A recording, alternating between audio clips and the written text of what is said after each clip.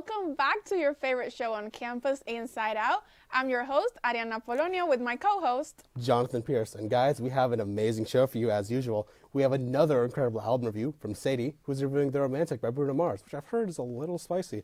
We also have an interview with University Communications Director Michael Linnell, which is going to be interesting seeing what comes from him. Ariana, what else we got going on today? Well, that's right, Jonathan. I'm excited for today's show. I'm also having an interview with our weather reporter, Thompson. And then we are having sports from Owen and Jasmin. And let's just get started, Jonathan. With you, Mia. Looks like it won't be the only time you see me tonight, so you might want to stick around and watch because it's going to be pretty good. I'm really excited. But welcome to your KMSU Beaver forecast, your updates on temperatures and conditions for what's up on campus this next week. So let's get right into it. On Friday, we have a high of 38 and a low of 14. Saturday, we have over cloudy skies with a high of 48 and a low of 28. Coming over here on Sunday, we have partly sunny skies with a high of 50 and a low of 28. Monday, cloudy skies again with a high of 49 and a low of 25. Then Tuesday, we have a high of 51 and a low of 32. We're slowly getting in the warmer weather. Let's hope that it just keeps coming because I know we're all tired of feeling really cold and we're ready for that warm weather. And I'm Mia Thompson, and that's the damn weather. We're going to kick it over to our top 3 of the week, brought to you by Bears Cat Bakehouse. Guys, I'm very excited about this one this week because it's about TLC shows. I honestly, my guilty pleasure is a very few like TLC shows that come out. There's so many of them, like 90 Day Fiancé, 1,000 Pounds, like so many that I was like, you know what? Let's take on the 3 top craziest moments that honestly had my jaw to the floor. Starting off with number 3, we have Extreme Cheapskates dumpster diving for food. Talk about a budgeting hack. This is crazy, and I can't really talk about it much because honestly, I can't stomach it. I'll have to find a garbage can. Not to eat out of, but to throw up in. So, carrying on to number 2. We have buried alive hoarding buried alive, buried with dead animals. Now, this one's honestly kind of sad and a complete biohazard, for one. But if you ever feel like you have too much stuff and you don't know where to put it, I feel like we've all been that way. Like me with clothes, for example. I look back at this, and this is crazy, and I feel a little bit better, but not even a Febreze commercial could make this look any better or smell any better, I'm sure. Last but not least, we have number 1, my strange addiction, woman addicted to eating couch cushions. I don't really know how you would stomach that, and I feel like you'd be pretty backed up because I don't know how your body could digest that. And not to talk about like how plain that must be because there's no seasoning, ranch, you can't put it in the smoker at all either. Maybe you can. I don't know why anyone would. That would smell really bad. But very interesting and gross. Very gross. And yeah, but that is our top 3 of the week. Honestly, guys, whenever I feel like a little bit down on myself or little, things are kind of everywhere, I'll just think about these 3 things and I'll feel a little bit better about myself. A little bit. But that is our top 3 of the week. And Josh, I'm actually curious, is there any TLC shows that you find interesting or entertaining? Not one bit. Sorry. Just no. Not my thing. Anyway, on March 15th, the U.S. sled hockey team took home their 5th consecutive gold medal. They are the first ever Paralympic and Olympic hockey team to reach this feat, but the gold medal has 3 special connections to Minot State. 3 of the coaches that led the team to victory are MSU alumni. Those coaches are head coach David Hoff, class of 89 and 99, assistant coach Corey Gorder, class of 2001, and goalie coach Eric Woodbeck, class of 07. Minot State University will host the 33rd Annual National Student Speech Language Hearing Association Conference on March 26th in the Student Center Conference Center. Registration opens at 7:30 a.m. and the event runs until 5 p.m. The conference welcomes SLPs, students, faculty from across the region and features keynote speakers Brandy Wentland and Krista Howard presenting on AAC assessment and implementation and universal design for learning. The Honors 391H class is seeking volunteers and donations for a community project connecting assisted living residents with younger generations. They are accepting new and gently used games and puzzles, and they're looking for individuals, clubs, or groups to join the Buddy program, which pairs volunteers with local assisted living homes for game visits. Donations can be dropped off in Old Main 101 between 8 a.m. and 3 p.m. For details or to get involved, contact Jessica Smestad, Director of the Honors Program, by email. The North Dakota University System is offering virtual high-risk gambling prevention Train the Trainer sessions for faculty and staff led by Katie Fitzsimmons. This 2.5-hour-long training prepares participants to deliver a 45-minute campus presentation on sports betting, prediction markets, video game-related gambling, and more. Sessions are available March 27th, 1 to 3:30 p.m., March 31st, 12:30 to 1:30 or 12:30 to 3 p.m., and April 10th, 9:30 a.m. to 12 p.m. Those interested can contact Caitlin Newsma by email to receive a calendar invite. Join the Luanga Leadership Center for the annual MSU Women's Leadership Conference on Saturday, March 28th from 9 a.m. to 2 p.m. in the Student Center Conference Center. Featured speakers include Sandy Zimmerman, Jessica Ackerman, and Miranda Schuler. The event is free and open to all with lunch provided. For full details and to pre-order, visit the Women's Leadership Conference website. The Minot State Trio Center and Writing Center will host the next Spring 2026 Writing Workshop, Collaborative Poetry, on Wednesday, April 1st from 5 to 6 p.m. in the Trio Center or online via Teams. All MSU students, staff, and faculty are welcome. That is all I have for news around the campus. I'll now send it over to Jonathan, who has an interview for us. Thank you so much for that, Josh. There are 1,000,001 stories that we told on campus, and Director of University Communications, Michael Linnell, decides who gets told. So thank you so much for coming here, Michael. Yeah, thanks for having me. That's 100% what I get to do is tell stories, so I'm excited to be here in the new studio. First time I've been in the new studio. It's really nice to be here, so thanks for having me. You're welcome. So first question. For those who don't know, what is the Red and Green? Yep. So the Red and Green is a student-led newspaper here on campus. It's been continuously publishing newspapers since 1922, making it one of the older publications in the state. And it's specifically run by the students, for the students. It appears 6 to 7 times each semester, usually about 8 pages. There'll be stories that are done from my office, University Communications, but there's also quite a few stories done from student writers. There's student editors. There's student photographers, all different collaboration of different people on campus.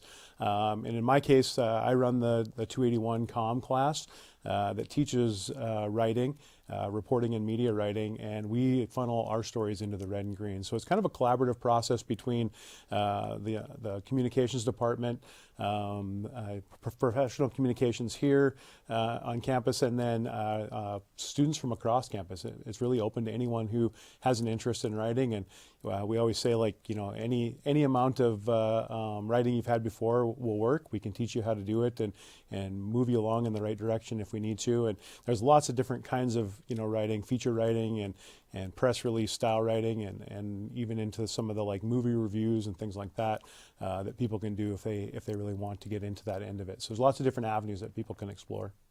So if students want to get involved with Red and Green, what are some different avenues they could take to do that? Yep. So they can take COM 281. We'd love to see you in that class. We've had students that are professional communication students for sure, but we've also had students from nursing, the English department. We've had marketing and PR folks have taken that class. So take the 281 class. It's really an intro to writing that style. It's a little different than some other kinds of writing. We really focus in on feature writing in that class, telling stories, developing stories from an interview process like this one all the way to the end result in print media. And then beyond that, and also with that, you can take the class and work for the Red and Green separately if you'd like to. There are paid positions on campus. You all pay a small portion of your student fee to go towards student publications, and there's a couple different ones, but the Red and Green is one of the main ones. And there's positions on campus that you can be involved in. You can be an editor, you can be a writer and just write stories. Like I said, you can take photography photography. You can do the layout if you're into like the graphic design end of it. So there's lots of different avenues that you can get into it. The 281 class meets 1 day a week. It's a 1-credit class, so it's fairly simple when it comes to that part. And it's a lot of independent work, a lot of independent study, gathering information, through your subjects and sources that you're using, and then writing a lot on your own. I do a little bit of editing, but we try not to be too heavy-handed on that. We want the students' voices to come out. And then Robert Patchen right now, who's the publisher of the Minot Daily News, is someone who's working with the university and helping them develop the newspaper. And he hires a team of people, and he's always looking for people. We actually just got off a conversation just a few minutes ago that said now that we're getting towards the end of the semester, he has less and less people involved. So he's always looking for folks. But those are the two main ways. Taking the class is, I think, a great experience. And then, if you're looking for some pay, you can also write some stories for them in a paid fashion. Thank you so much for an incredible answer and interviews. You can surely, we talked before, but you can really talk about red and green, and it's amazing to see someone talk about something so passionately. Yeah, I can fill air. Sorry. It's perfectly fine. We'll be right back to you guys right after this underwriting break.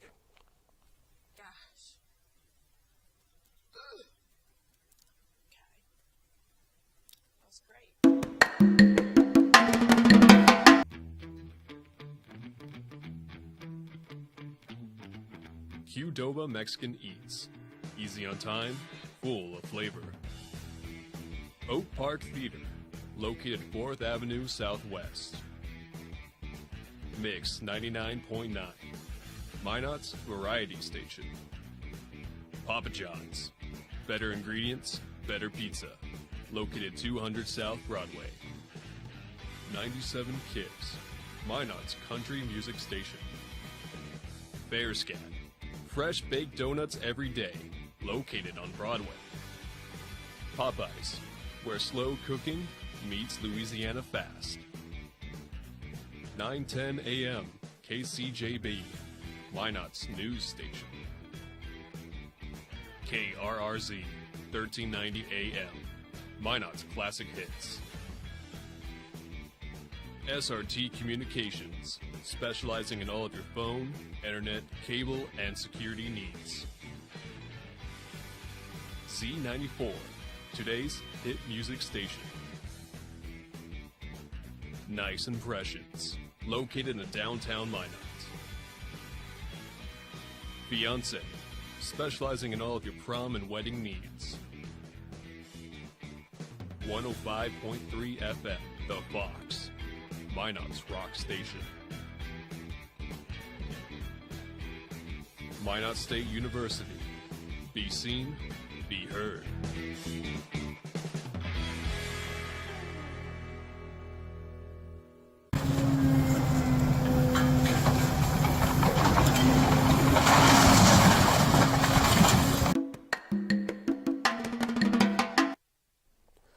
Welcome back to KMSU, folks.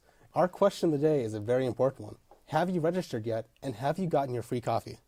Well, Jonathan, I no longer have to register because I am graduating. So no, I'm not getting my free coffee, unfortunately. I just registered today, so I'll need to get my free coffee at some point. But more important to some people is sports.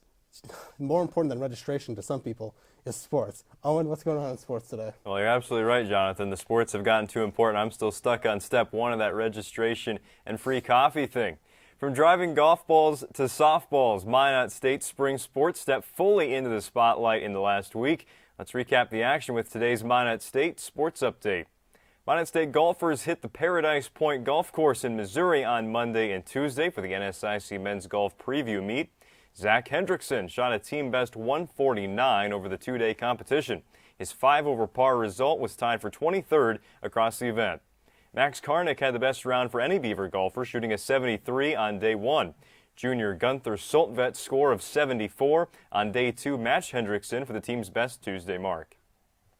Women's golf will make the same trip down to Missouri on this coming Monday. On the track, Minot State runners and throwers got to stretch their legs with the first outdoor meet of the season. Competing in a small 6-team field in Bismarck, the Beavers brought home strong performances from Julie Folk in the 1500 and Ava Ruthven in javelin, each setting personal bests at the Marauder Open. Beaver Track and Field will complete a second time in Bismarck at the Al Bortke Open next Friday and Saturday. It wasn't only track and field athletes competing against the University of Mary recently. Minot State baseball was finally able to get on Corbett Field for a Wednesday afternoon matchup with the Marauders. The one-game non-counter was a pitcher's duel, emphasis on the pitchers. 17 arms were used by the two teams combined to get through the 9-inning game. Of the 9 pitchers utilized by Beaver head coach Sam Boisner, many of them made their Corbett Field debut on Wednesday. True freshman Tanner Grosclose got the start, dealing with traffic but not allowing a run. Other notable contributions came from Toby Foster, Wyatt Anaker, and Keith Shelton.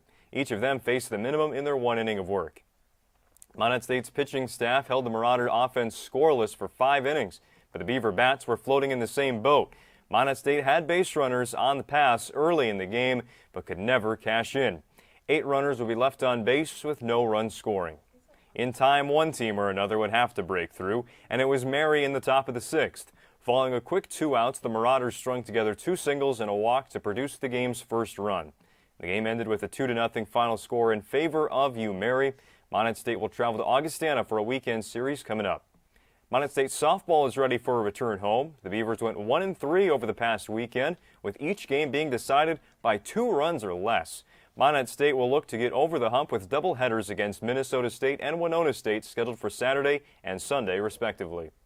And for one last note on this sports update, it's the Minot State Papa John's Moment of the Week. This one comes from a while back while we were away, but a congratulations nonetheless to former Minot State wrestler and assistant coach Keegan Berry on being elevated to the head coaching position for the Minot State women's wrestling program.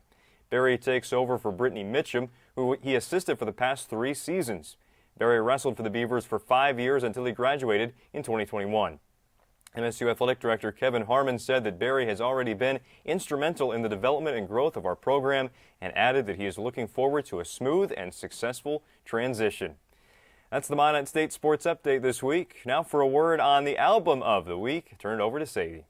This might be the most unrelatable album I've ever listened to. I'm messing with you guys. Obviously that title goes to The Life of a Showgirl. Hey, Mr. DJ! Hey, what's up guys? My name's Sadie and welcome to Sadie's album review. Today I'm going to be reviewing The Romantic by Bruno Mars. This is Bruno Mars' first solo album in 9 years, which is crazy. You know, this album had a lot of hype and anticipation for it. My cat is meowing outside the window right now. This is so chaotic. Oh my god. The anticipation and the hype for this album was insane, pretty crazy. Everyone on the internet was talking about it because, you know, the last 2 years, Bruno's had some pretty crazy collabs with Lady Gaga and Rosé. So, the album cover, especially, super great. Love the aesthetic of it. It matches perfectly with the old school instrumentals that are present throughout this album. Now, let me review this album again in a few years when I'm actually in a stable relationship, then I'd maybe vibe with it a little bit more. Didn't vibe with this one. I just didn't. This is not a cry for help. No, seriously. This is a very romantic album, if you know what I'm saying. And I can't believe when I went into this album review, I didn't really connect the dots in my head that this was going to be a romantic album. It's literally in the title, The Romantic. I don't know what I was expecting, really. Alright, here are the bops and nods, I guess. As you can see here, there are 2 skips in this album. Let's get into some of the songs, starting with number 1, track 1, Risk It All. I can't relate to this song.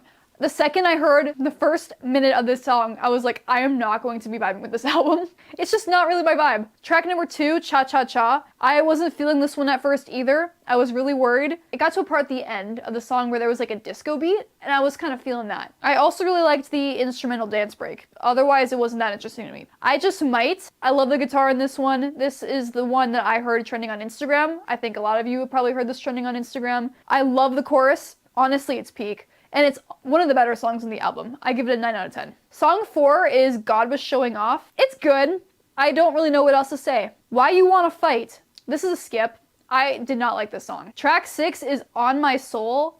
I do like the chorus. I wish Bruno was singing this to me specifically. Something Serious. There are very beautiful harmonizing vocals in this song, and the beat drop for the chorus is kind of crazy. Number 8, Nothing Left. This is the first song on the album I can relate to. Unfortunately. Might be my favorite on the album, honestly, because also that guitar solo is insane. Bruno is serving vocals throughout this entire album. And then the final track on the album is called Dance With Me. I already know this song is going to be played at weddings for like decades. You know, it's not a bad thing, I just can't relate. I can't lie, this is a very good album. I just wasn't vibing with it personally. The vocals, instrumentals, production, harmonizing vocals, choruses, it's all very good. I suppose it is Sadie approved. Overall, I give it a 6.5 out of 10. Stay tuned next week when I have a secret underground artist that dropped a new album last week that I really like. Can't wait to talk about it. The band's called Saint Electric. Stay tuned. That is all. Well, thank you, Sadie, for keeping us in the loop with pop culture music. Now, at Minot State, professional communication students are always finding new ways to showcase and improve their skills. This week, the KMSU channel debuted a new series called Beyond the Jersey, which is focused on deep-level discussion with student athletes. The creator is a familiar face, and she's in charge of the weather report here at MSU. I'm here with Mia Thompson. Mia, thank you for being here. I mean, you were here, but... Thank you. Yeah, no, it was a long walk over here, so I appreciate it. Yes, well, thank you.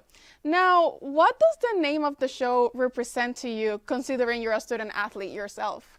Yeah, so Beyond the Jersey Leadership in Depth is very much just like what's behind the athlete, because being a student athlete, especially in college, in my experience as well, like it's super hard. Like it's like every ounce of your being goes into being a college athlete, like mentally, physically, emotionally. And so you definitely have to have a reason to keep going. It's very easy to try it out and you're like, you know what, this isn't for me. And I've seen teammates like quit, like don't want to do college athletics because it's like so like heavy. Mm-hmm. And I've just met so many incredible leaders that just like persevere.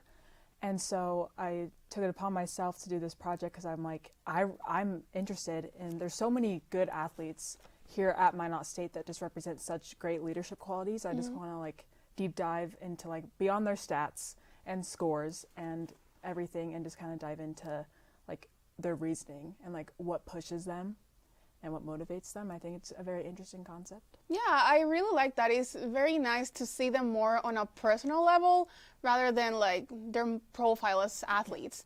And with that said, why did you start this kind of like series? Well, I'm in Jim Stern's Leadership 301 class right now for my 3rd level class for leadership. And it's for this opportunity, he told me that I could take this to make any kind of project that I wanted into what I want to be doing. And I'm like really interested in doing sports broadcasting, and I want to be like a sideline reporter or something like that. I love interviewing people and getting a story for people to see.